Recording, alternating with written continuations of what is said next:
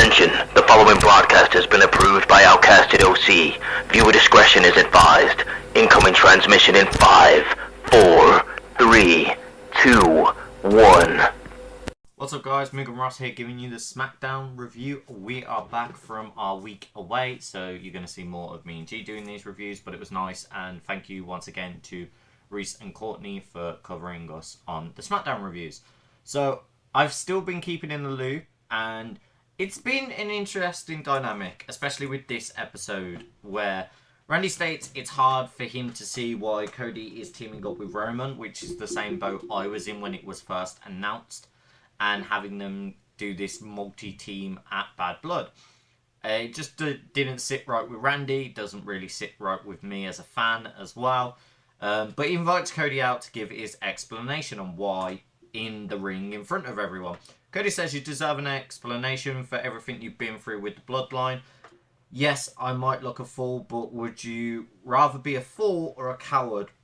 And this was tasked with me, and he gave me his word, and he gave me his word when he said I wouldn't win last time. He gave me his word that he was going to make it difficult. He gave his word when he said he was going to be one of the longest reigning champions.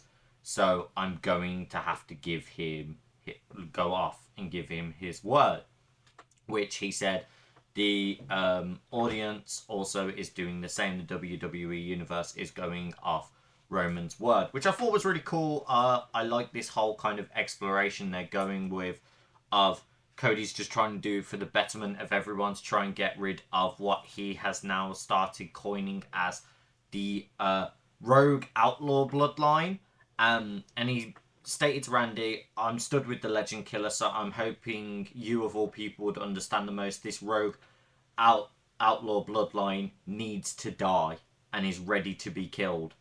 And Randy said, there's no problem unless you make it a problem. Kevin Owens comes out to try and speak his truth. He's not very happy with this, and there's been tension between Cody and Kevin Owens ever since he aligned himself with Roman to go against this bloodline. As soon as Kevin Owens goes to speak, the Rogue Bloodline is what we're going to call them now, of Solo Sikoa and everyone comes out and says, I'm glad you're all in the ring, makes this easier and I don't have to break it up. Oklahoma acknowledge me, which he said first, and states, Cody, I'm going to acknowledge Roman gave you his word, and in the ring you should trust him because you're going to need it. The other two men that are there in the ring, every time you tried to go against the bloodline, have let you down. You're only teaming with Roman is just try and stop us. And Kevin Owens states, let's see what actually happens. If you can't, like, us letting him down and that, let's see what happens tonight. When it's the tag team match against Jacob and Solo, where Cody was like, we don't have to make it a tag match, we can make it. And he's like, no, you've got your tag match with your partner at Bad Blood, so you do with that. We're going to deal with this. Which was interesting. The tension is really showing between Kevin Owens is not happy about what's gone on there. We get a Nia promo backstage, frustrated at Tiffany about losing last week, which would have got rid of one of Bayley and Naomi from Smackdown permanently. But if they won, they would have basically got a number one contenders match. Both of them pinned at the same time, so they didn't get that opportunity. So they're now having a one-on-one match to decide who actually is going to go against Nia at Bad Blood. You see Tiffany about to speak, but Nia grabs her by the throat and makes it very clear that if this ends bad for me, it's going to end really, really bad for you. Do you get it? And Tiffany just kind of like shocked, scared, like, yep. And then Nia's like, yeah, now we can be friends again, like taps her cheek and walks off. And you see the like anger in Tiffany's eye, which kind of gives the idea that, oh, you've now done that to me. That's how you're going to treat me after I've helped you in certain situations. Sorry that I lost the tag match because I got injured. And now it looks like she's going to try and cash in on Nia. And I think we might be getting it at Bad Blood, which would be very interesting. We get Bayley versus Naomi. Not a lot I can say other than these guys are great in the ring and they do a lot of cool stuff. We see Naomi try and do a really quick roll up to get a quick sly win, but Bayley saw it coming. We see several of the lockups and Bayley hesitating to strike where Naomi didn't like this and said, no, swing at me, let's actually go for it. So it turns out into quite a stronger match. We see a really cool top rope arm drag. We get a bulldog, a big boot. We see multiple dives on the outside. Bayley hit a really cool elbow drop where Naomi was tangled up in the second rope and Bayley lands and hits that, driving her down. We see Naomi hit a really good counter of Bayley running back into the ring and getting hit with a rear view. We get multiple 2 counts, and what I think was really cool out of this is we got to see Bayley hit the Bayley to belly, but didn't just go for the pin after that. She respected Naomi enough to know Naomi is a fighter and would have kicked out of just that, so she goes for the elbow drop too. That means Bayley wins, and it's getting to go against Nia again for a rematch clause to get the belt, which I think is very interesting. And you saw that Naomi was still a little bit frustrated and upset, but still got the shake of the hand and like tap Bayley of like, no, I'm glad you did what you did. We get Andrade and LA Knight talk about the respect and how Andrade lost it for him because real men shake their hands and you didn't go that way to do that. And then as that goes and happens, LA Knight gets jumped by Carmella Hayes. We're going into the... they've done a series of 6, so it's multiple matches of Andrade and Carmella Hayes. Match goes really good, some incredible stuff that I could talk for days. I will have to say there was a really awesome like twisting crossbody that landed straight onto the apron. You got like eye rake type scenarios as well from Andrade when he was trying to sneak in. The headlocks, it looked like he tried to get Carmella's eyes at some points, which was interesting. We then see several strikes off between them, doing any move they could that had incredible stuff. The highlight for me, though, was this absolutely insane Carmella Hayes does, where it looked like Andrade was about to hit his like variation of like a moonsault superplex type of thing, and Carmella Hayes absolutely counters it with what I can only explain as a swinging net breaker cutter, because he went from the one way to swing over the other and then grabbed the cutter all mid-air, and it looked incredible. LA Knight had to get involved though, and this ended up meaning Carmella Hayes could win, and the situation unfolded between Andrade and LA Knight, where LA Knight was trying to actually go for Carmella Hayes. Then to try and discuss, and like LA Knight was like, look, I didn't mean to jeopardize your match. Like, look, I'm good. I respect you. Here's my hand. Like they were meant to last week, and Andrade just pushes him away because Andrade feels he got screwed over because LA Knight got involved. He tried to stop LA Knight getting involved, and that's what's cost him this situation. So we kind of have been teased that Michael Cole was like, well, we've got to do a tiebreaker. We've got to have a 7th match. Maybe that gets added to the Bad Blood card. I don't know, but that would be a very interesting situation because we've now been given that. We have Randy and KO backstage talking, and Cody says to Kevin, look, I understand we've got tension. We have a problem. We need to talk. And Kevin says, yeah, we do, but not now. I've got a match in half an hour, and like I've got to focus on that. And then Cody's like, no, but we need to talk. And he's like, dude, I literally just said not now. We'll talk, but not now.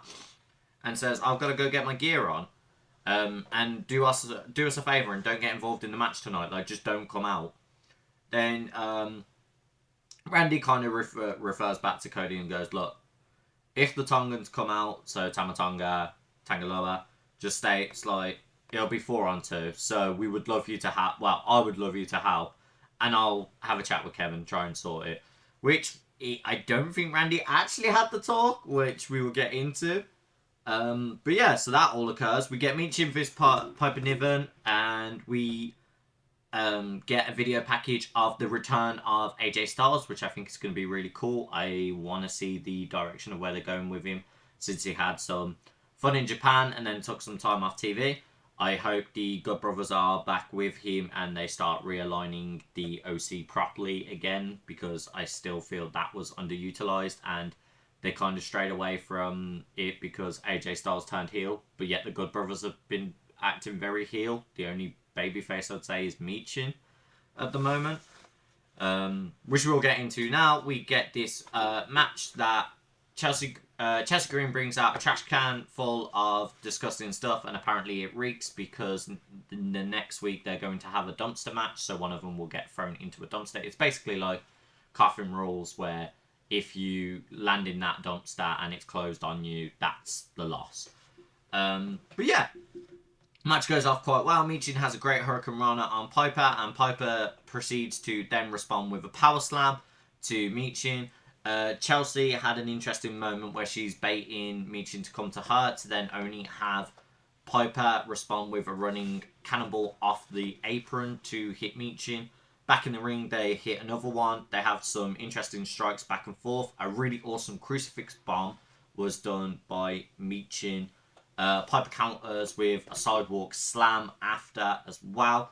And a Michinoku driver was hit on Michin. We get to see some very weird stuff come out of this. They start going into strikes. Chelsea starts distracting the ref. And then Niven hits this huge right hand that just knocks Michin out. And then as Michin's right near the trash can by the barricade, Piper goes to run and do another cannonball to hit Michin through that. Misses, hits that. And then Michin realizes this opportunity, runs, hits Chelsea to completely knock her out. Sees Piper slowly crawling back into the ring and responds with hit. I believe the finisher is called Meet the Feet. Where she hits like the jaw as like a drop kick situation and gets the win, which is awesome that she got a win.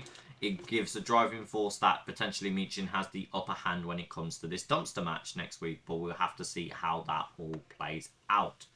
We get promos for the tag teams that are all going to have a ladder match next week. So we get DIY, we get the Bloodline, and then we get Street Profits. All three of them made very strong points about how we've all been climbing to try and get the belts, whereas the Bloodline is like, we are the ladders of success, you have to climb us, but you're not going to beat us. That's not going to happen. And it really made me hyped to actually get to see this ladder match opportunity next. And we have Naomi and Bayley having a backstage talk where Naomi jokingly has that tension with her still and just smiles at her and says like, look, I would have done the same if I would have won. But, you know, you're heading to bad blood, and when you actually win against Nia, how about we run it back? And Bayley was like, yeah, no, that sounds good. And they have a laugh with each other.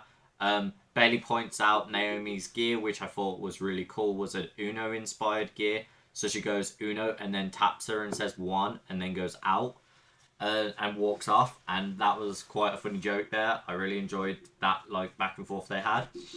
And then, yeah, Naomi and Tiffany become heated because Tiffany talks about, oh, look, you're not going against Nia. Haha. And why are you going to sit around with your friends doing nothing? I'm just going to be sitting here with the Money in the Bank contract just watching what happens. And then, wow, Naomi's like, oh, so that means you're free next week because Nia's going to be busy with Bayley. Cool. I'm going to go fight Nia's sidekick. I'm going to go speak to Nick Aldis. And that'll make me a lot happy. And she says toodles to Tiffany as she walks off. It's time for the main event, where it's Kevin Owens and Randy Orton versus Solo Sikoa and Jacob Fatu. What can I really say about this match other than Jacob Fatu and Solo have the synergy that works for them? Jacob Fatu is just a great powerhouse to see. I love the spot where Randy Orton put him through the table multiple times, and Jacob Fatu just stood up and went, yep, cool, no sold it. It took like 5 table hits to just get him put down in those moments. They had really cool combos between each other, really interesting ways of having the tags between each other as well. I loved Kevin Owens' hot tag where he got to do the running lariat where he literally screamed, Randy, as Randy's holding his back because he got hit by a really rough swanton bomb by Fatu. Kevin, like, even staggered and dazed himself, running up, going, Randy, do it! Tags him, runs on the outside, hits both of them with huge lariats, hits them both with a senton, and he looks at Fatu and goes, right, just for good measure, hits a frog splash on the outside as well. Then it happens, the curse of all curses that I've been calling SmackDown lately is where we have to insert the whole Bloodline so the Bloodline have a chance to win. Cody Rhodes comes out to try and stop them. Doesn't go in their favour. Tama Tonga gets hit by an RKO, which obviously makes sense.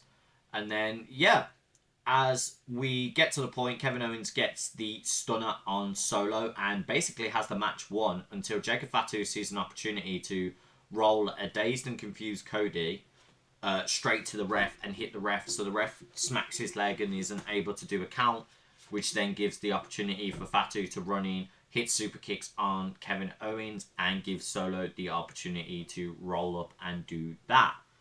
We see Cody and Kevin Owens getting super heated about this, shouting at each other, getting to the point they're in each other's faces. Randy tries to break up and goes, look, I asked Cody to come out. Look, I needed the numbers. I knew they were going to do this to us. And yeah, it genuinely looked like Cody and Kevin Owens were about to go fight each other, like, quite seriously, until Randy diffused it. All in all, interesting SmackDown. Very quick, fast-paced action with all the matches. I think the matches spoke a lot more volumes than the storytelling in this episode. And arguably, for me, the match of the night would have been that Andrade and Carmella Hayes match if there was a genuine win, not kind of fluky win because someone got involved. And then the main event having the exact same situation kind of soured me on what was really good wrestling in the ring.